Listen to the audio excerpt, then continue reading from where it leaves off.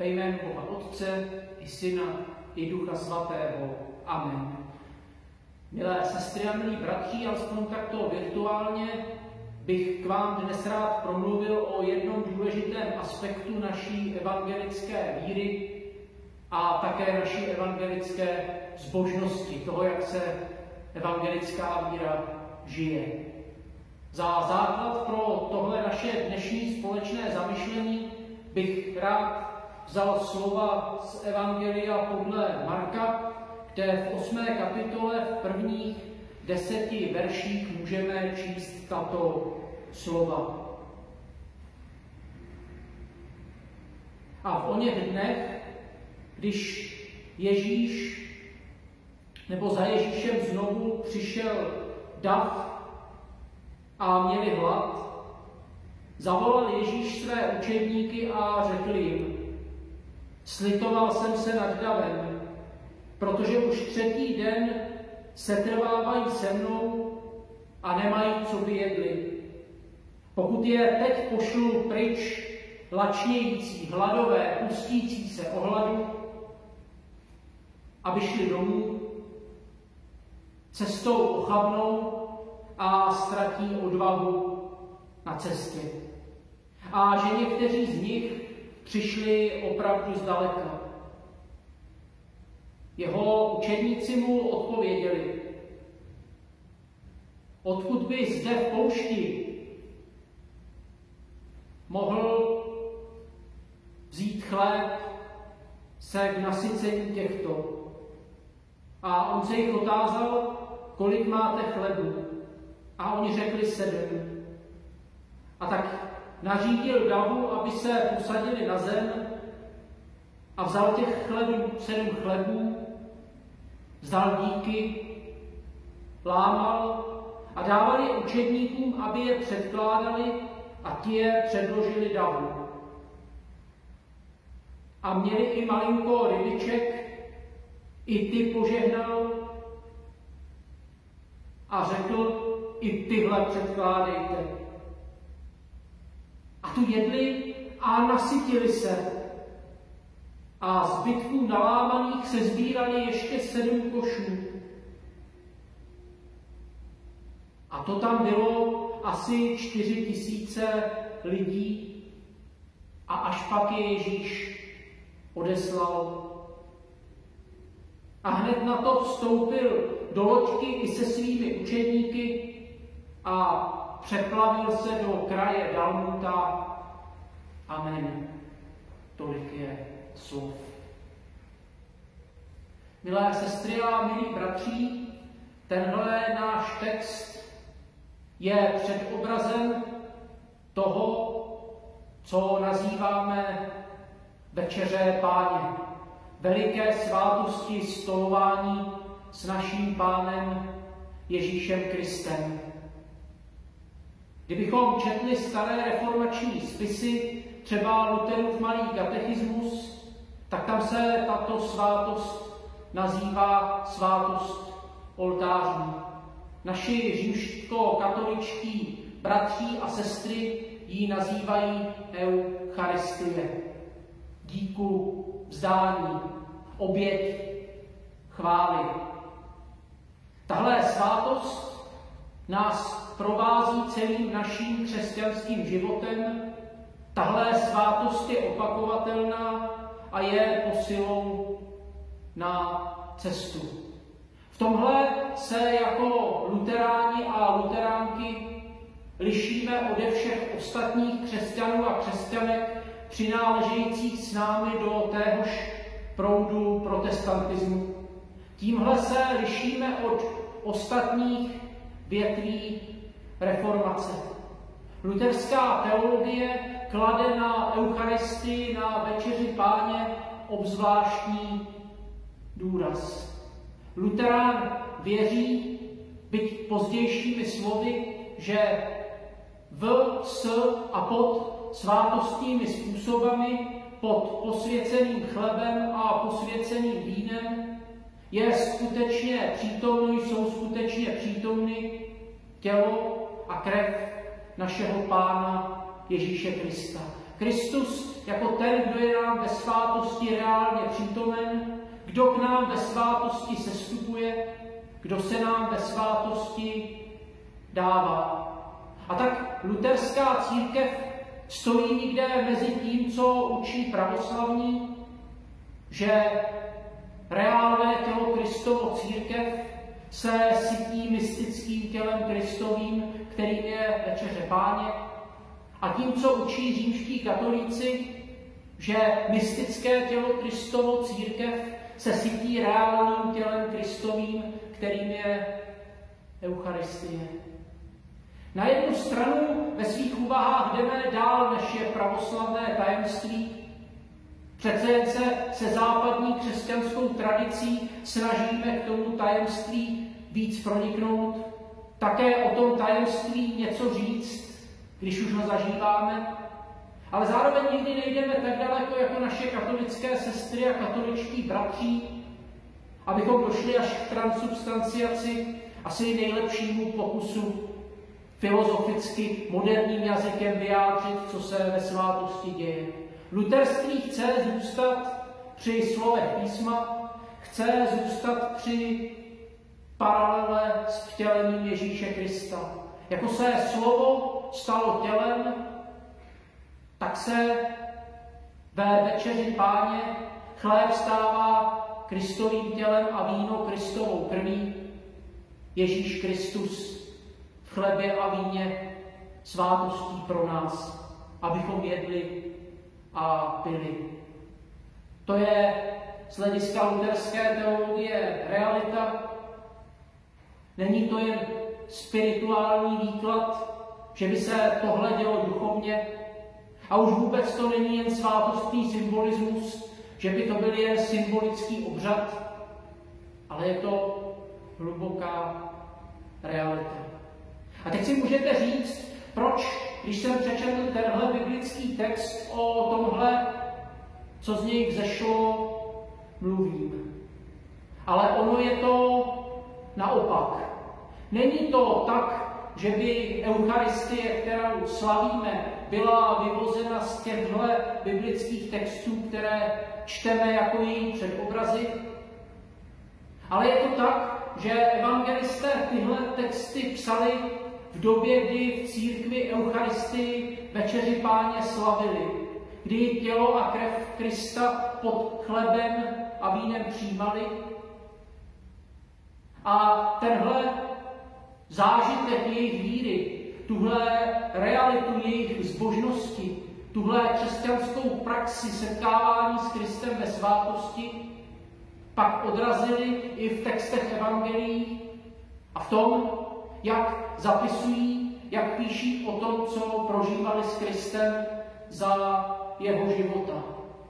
Takže nejen tento náš text, který jsme přečetli, je předobrazem Eucharistie, ale v církvi opravdově slavená Eucharistie se také zpětně projektuje do tohoto textu, kdy ho evangelista Marek rozpoznává jako předobraz toho, co pak se vzkříšeným Ježíšem sám zažíval a proč vlastně evangelium zapsal. A až s tímhle prismatem, až s tímhle pohledem můžeme o tom našem textu něco hluboce říct. A teď už k tomu našemu textu samotnému. Je to zajímavé, v evangelích je více takových případů textů, kterým se říká dublety, kdy se tatáž situace popisuje dvakrát a pokaždé trošičku jinak. I tento náš text patří k evangelijním dubletám. Evangelista Marek prvně zná text o nasycení 5000 a pak zapisuje tento náš text o nasycení 1004. Od evangelisty Marka to převezme evangelista Matouš a napětí mezi těmito dvěma syceními ještě vyhrotí. Kdežto evangelista Lukáš tyhle dublety odstraní a sjednotí je a tak má jenom jeden příběh o nasycení. A člověk si říká, a vykladači se vlastně neumějí rozhodnout.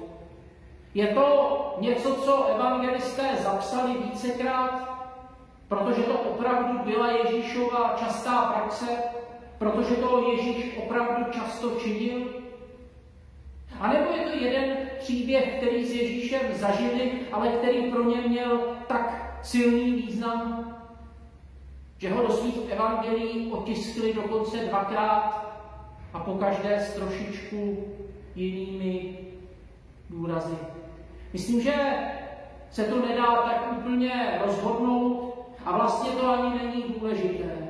Důležité je ovšem sledovat rozdílné důrazy těch dvou textů.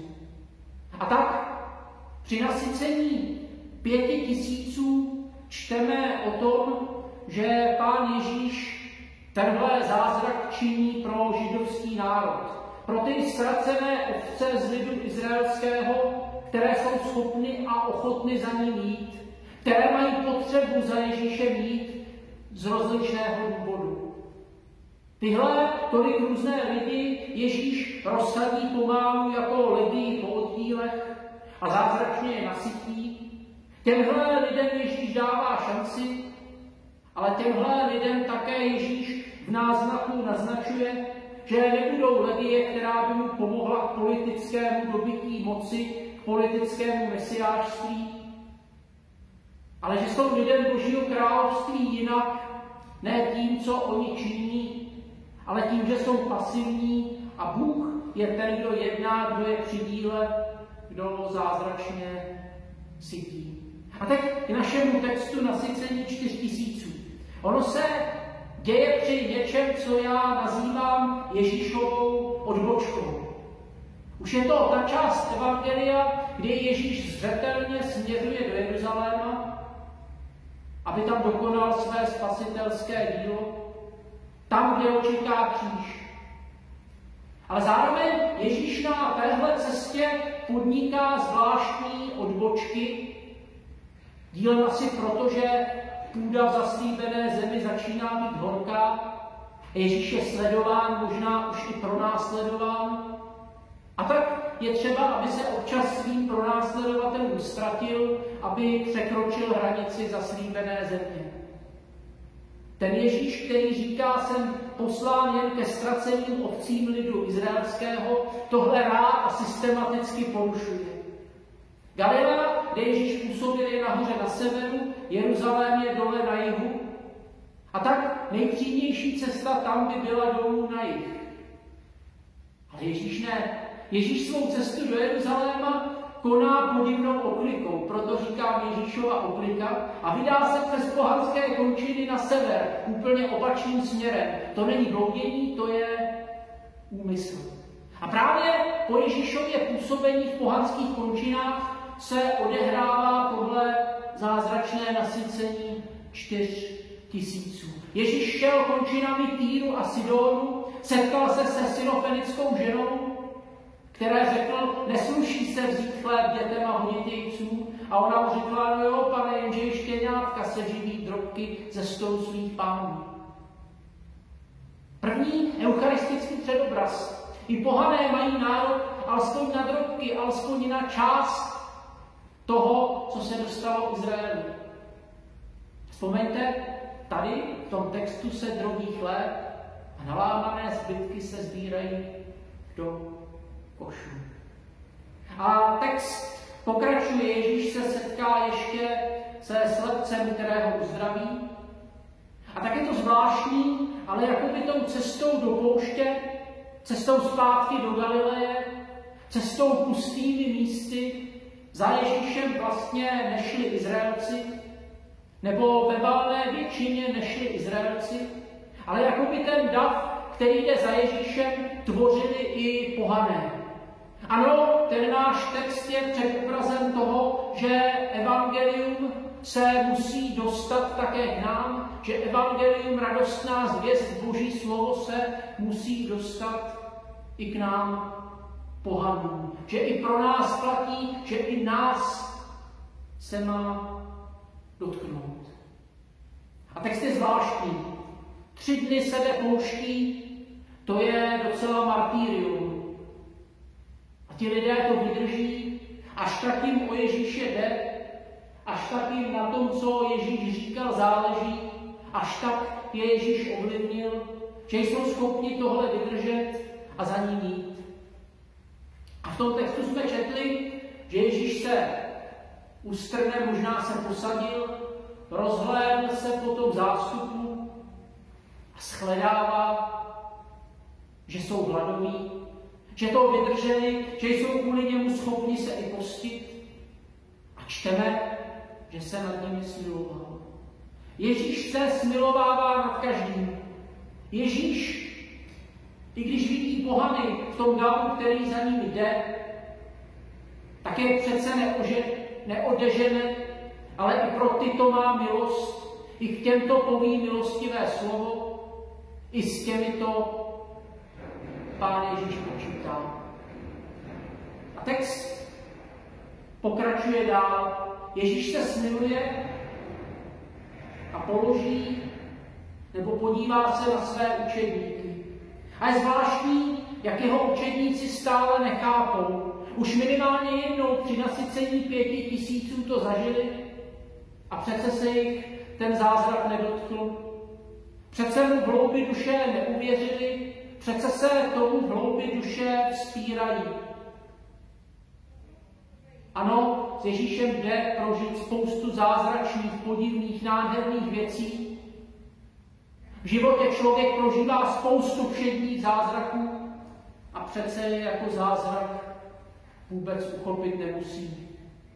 A to se stalo učedníkům. Už jednou to zažili a znovu nechápou a znovu říkají, kde se tady vezme tolik chleba, abychom mohli tyhle všechny nasytit.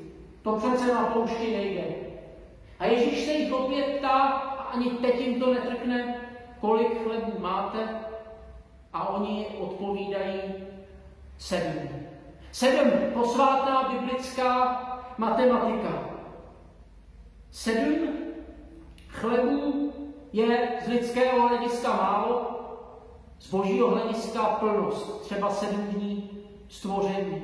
To, co člověku nestačí, co je málo, co člověk dokáže, to nic se u Boha může stát velkým, to Bůh umí použít, to Pánu Bohu plně dostačuje. 7 chlebů je plný, dostatečný počet. A Ježíš chleby od učedníků bere a vzdává díky. A tam je použito to sloveso eucharistei, od nějž je odvozeno i slovo pro večeři Páně, termín eucharistie. Dobrý, vzdávat díky, charem. A nebo mít radost, chválit. Ozývá se tam i slovo nejen chará, radost, ale charis, milost. A nebo charisma, dar boží milosti, dar boží. A Ježíš vzdává díky. To nepatrné, to nic, co mají učedníci, Ježíš bere, pozvedá, vzdává za to díky a učedníkům to vrací. Tohle byla ve Starém zákoně takzvaná obětmávání. Kněz od obětovníků něco přijal, symbolicky to pozvedl, to znamená, že to Pán Bůh přijímá a mění, a pak to vrátil zpátky. Posvěcené, pozměněné, jiné. A přesně tohle se děje v Eucharistii. Bůh bere plody naší lidské práce, chléb, víno. Ty jsou pozvedány, proměněny, stávají se něčím jiným a nám se vrací, abychom je přijímali. A to se děje tady v předobraze a A to měl evangelista Marek na mysli, protože to v církvi jako eucharistii, jako slavené setkání s Ježíšem Kristem opravdově zažívá. A Ježíš láme symbol Kristova utrpení, symbol toho, co Ježíše čeká v Jeruzalémě, realita toho, co se pak na kříži odehraje a co v eucharistii také zažíváme. Tělo, které bylo lámáno, krev, která byla prolita jednou provždy na Golgotském kříži. A pak dává učedníkům, aby předkládali. To je trochu rozdíl, ten důraz na předkládání. Učedníci jsou ti, kdo mají eucharistii slavit dál. Tohle evangelista Marek zná, kdy v církvi po Kristově vzkříšení pokračovali apoštolé ve slavení eucharistie. A zároveň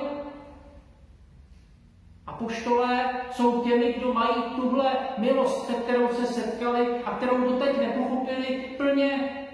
Ne pochopit, ale nést a zvěstovat dál, dávat ji zažívat lidem.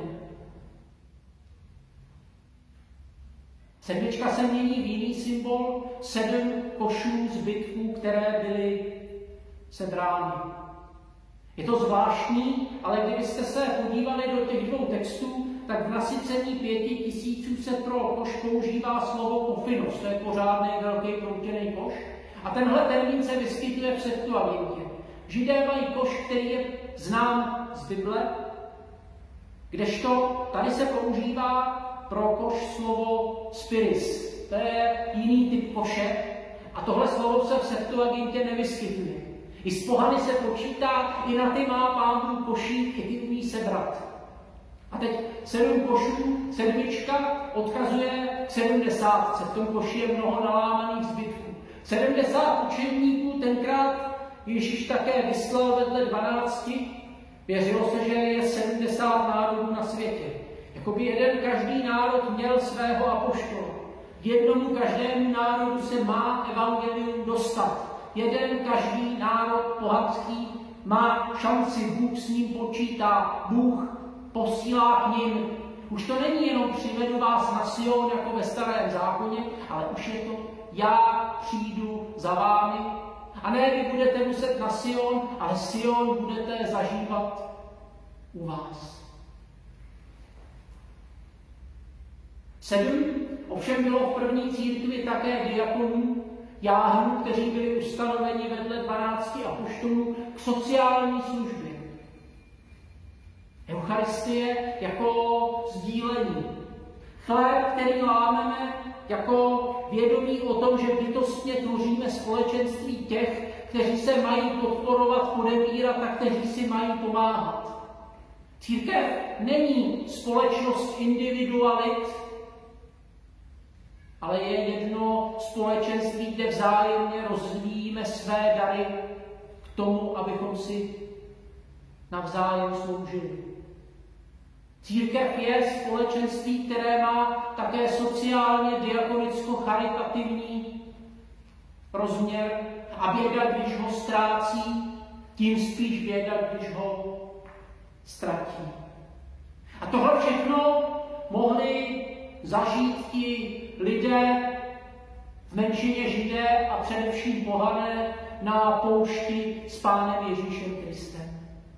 Milost, přijetí, vzájemnost, Boží přítomnost s nimi a mezi nimi. A ten text nám říká, oč větší je Eucharistie, oč víc se ještě děje ve večeři Páně, když tohle byl její předobraz, oč větší je pak realita. Orientace křesťana do budoucna, Boží království teď a tady mezi námi, Boží láska teď a tady žitá a zažívaná.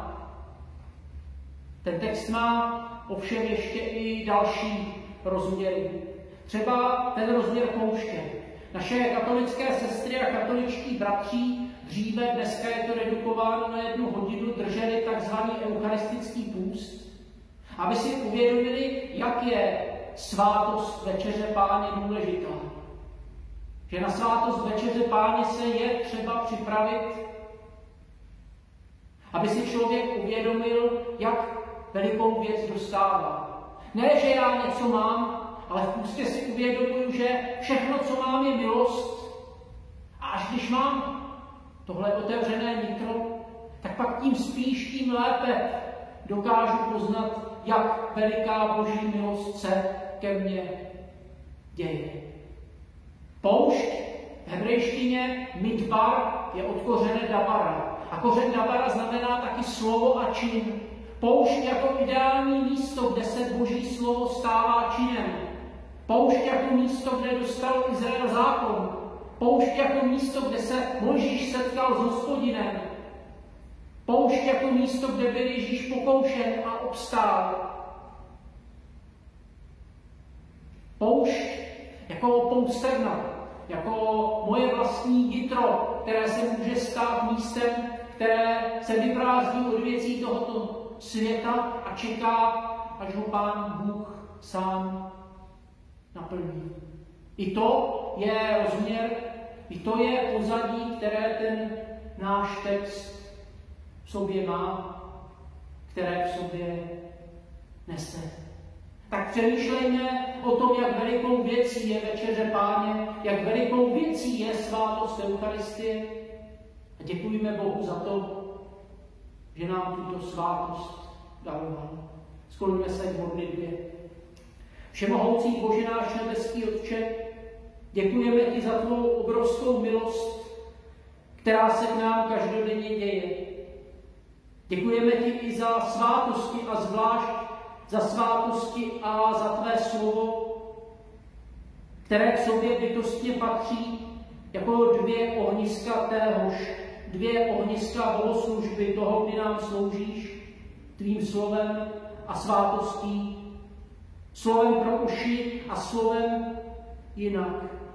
Dík tobě za večeři Páně, kde se setkáváme s Kristem.